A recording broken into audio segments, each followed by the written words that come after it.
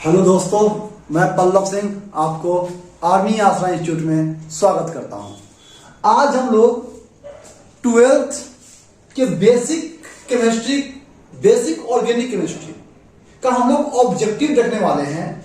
और ये basic organic chemistry से ऑब्जेक्टिव जो है 12th एग्जाम में बहुत ज्यादा पूछता है।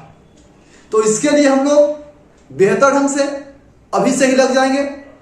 इस बार 12th की तैयारी हो जाएगा और 2024 की तैयारी हम लोग अभी से ही करेंगे बेहतर ढंग से। सबसे पहले हम लोग के पास क्वेश्चन है कि हीरा में कार्बन का संकरण, संकरण के मतलब प्रसंकरण, हीरा में कार्बन का प्रसंकरण क्या होता है। तो बात ध्यान रखिएगा, ये जो है ऑब्जेक्टिव कई बार 12th बोर्ड एग्जाम में बिहार बोर्ड में पूछ चुका है कि हीरा में कार्बन का संकरण क्या होता है। तो हीरा में कार्बन का संकरण क्या होता है? sp3 होता है। क्या होता है जी? sp3 होता है। ठीक है, चलिए आगे जरा हम लोग देखते हैं।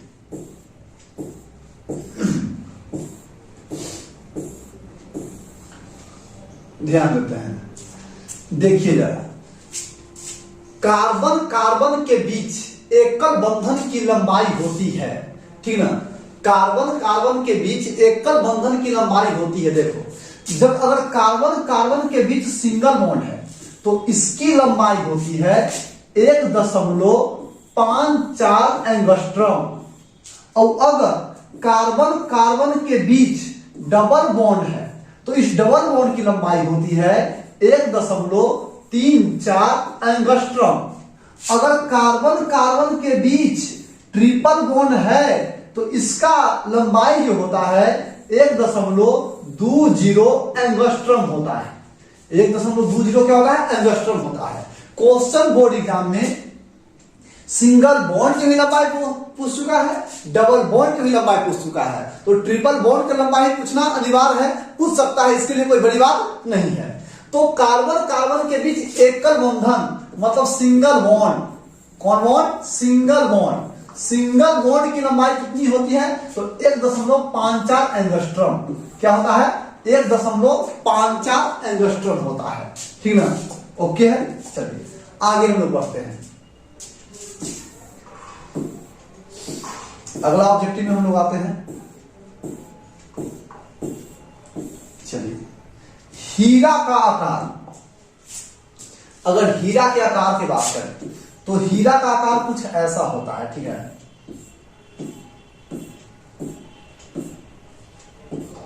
इस प्रकार से होता है। ठीक ना, हीरा का आकार कुछ इस प्रकार से होता है। और हीरा के आकार, ध्यान देगा, हीरा के जो आकार होता है सम चतुष्फलकीय, चतुष्फलकीय। और ग्रेफाइट, ग्रेफाइट, ध्यान देगा, ध्यान देगा, हीरा का आकार, हीरा का आकार सम चतुष्फलकीय, सम चतुष्फलकीय। और ग्रेफाइट का आकार, ग्रेफाइट, ग्रेफाइट का आकार षष्ठकोणीय, षष्ठकोणीय। अब फ्लोरेंस, फ्लोरेंस, फ्लोरेंस का आकार गोलाकार होता है। गोलाकार मतलब कि फुटबॉल जैसा, फुटबॉल, फुटबॉल जैसा। ठीक ना। अब देखो, सम चतुष्फलकीय के आप लोग जानते हैं कि टेट्राहेड्रल कहता है, टेट्राहेड्रल। और सम के सम छोड़ दिया है, यानी कि सम टेट्राहेड्रल। क्या? तो त्रिकोणीय होता है, नहीं, ऑक्टाहेड्रल नहीं, सम टेट्राहेड्रल। क्या होता है? सम टेट्राहेड्रल। ये भी क्वेश्चन पूछ सकता है, ये भी क्वेश्चन पूछ सकता है। और ग्रेफाइट, हीरा के मुख्य रूप से, कार्बन के मुख्य रूप से 3 उपरूप होते हैं, हीरा, ग्रेफाइट और फ्लोरेंस। जिसमें हीरा का आकार समचतुष्फलकीय, ग्रेफाइट का षष्ठकोणीय और फ्लोरेंस का फुटबॉल के जैसा होता है। ठीक ना। चलिए अगला हम लोग पॉजिटिव देखते हैं। मार्स गैस, कौन सा गैस है? Marsh gas. सबसे पहले जानिए कि marsh gas, marsh gas, marsh gas जिसका सूत्र जो होता है CH4 होता है। क्या होता है? CH4। अब CH4 यहां अगर बात करते हैं, इंग्लिश में लिखते हैं हम, तो क्या हो जाएगा? मीथेन। और इसका ईथेन, इसका ईथीन, और ये इथिलीन, इथिलीन। ये दोनों का सूत्र सेम है। ये दोनों का सूत्र क्या है? C2H4। इथीन का ही कॉमन नेम इथिलीन होता है। अब एथ है, एथ मतलब कार्बन 2 होता है, और कार्बन 2 होता है, और ANE के मतलब दोगुना से 2 अधिक, दोगुना से 2 अधिक, तो 2 दूनी 4 2 6। इथीन देख लो, एथ मतलब कार्बन 2, और ENE के मतलब दुगुना, 2 दूनी 4। इसका सूत्र है CH4। मीथेन, मेथ मतलब कार्बन 1, और ANE मतलब दोगुना से 2 अधिक, तो CH4। तो इसका सही उत्तर क्या हो जाएगा? मार्स गैस कौन है? मीथेन है, CH4 है। मार्स गैस कौन है? CH4 है, मीथेन है। चलिए अगला नंबर हम लोग आते हैं। बॉन्ड COX, बॉन्ड क्या है? COX, बॉन्ड COX, ध्यान देगा। इस बॉन्ड COX को,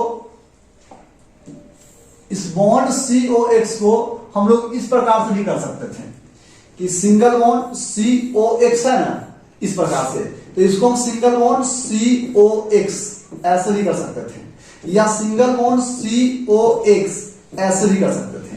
यहां X जो है हाइड्रोजन है, X क्या है? हाइड्रोजन। और हाइड्रोजन के अंतर्गत फ्लोरीन, क्लोरीन, ब्रोमीन और क्या होता है? आयोडीन होता है। और COX इसको कहते हैं हम लोग एसिड हैलाइड। क्या कहते हैं? एसिड हैलाइड, एसिड हैलाइड कहते हैं। यानी कि एमाइड कहते हैं? नहीं। एल्डिहाइड कहते हैं? नहीं। एसिड एनाहाइड्राइड कहते हैं? नहीं। क्या कहते हैं? एसिड हैलाइड कहते हैं। एसिड हैलाइड किसको कहते हैं? सिंगल बॉन्ड COX, या इसको ऐसे लिख सकता था कि XC डबल बॉन्ड O, ऐसा भी कर सकता था। इसके लिए कोई बड़ी बात नहीं था। ठीक है, चलिए आगे नंबर हम लोग बढ़ते हैं।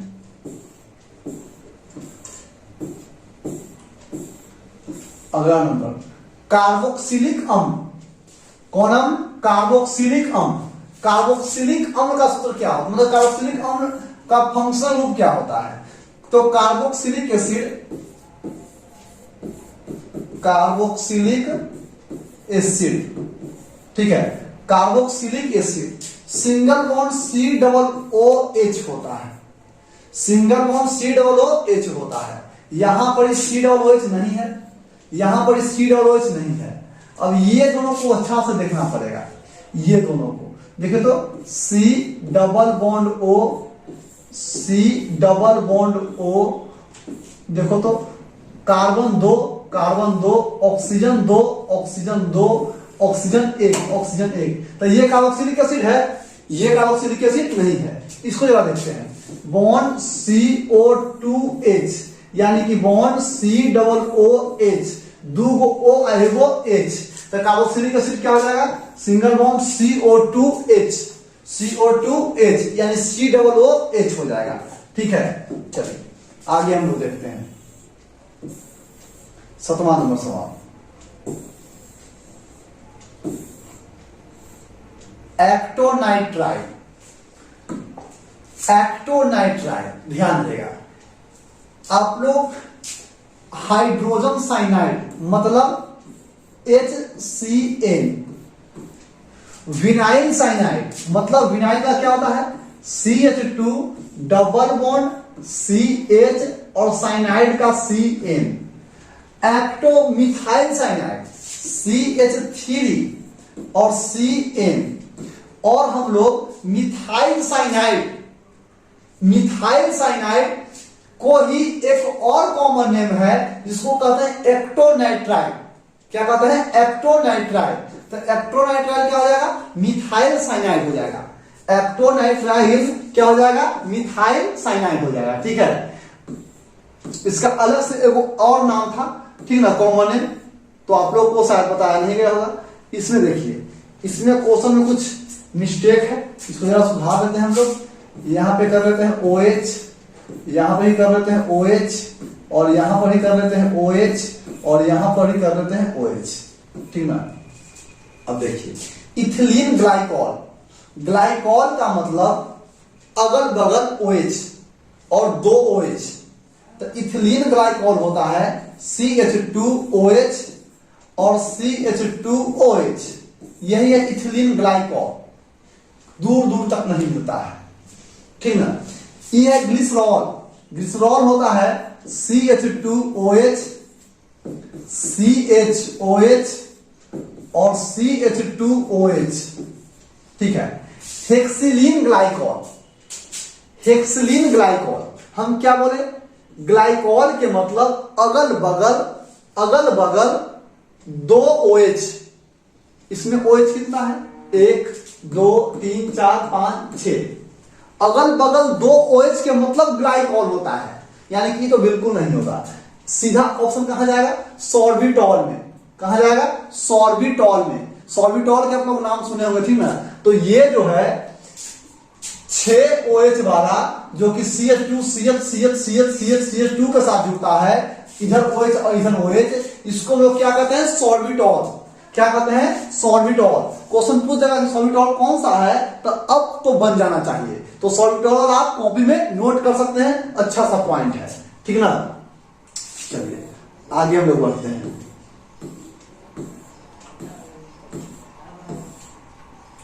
ये कौन नहीं जानता है जी, बहुत बार 12th एग्जाम में क्वेश्चन पूछ चुका है, ये कौन नहीं जानता है, ये वाला तो सबको ही जानता होगा कि अल्केन के समान सूत्र, अल्केन के समान सूत्र CnH2n+2 होता है।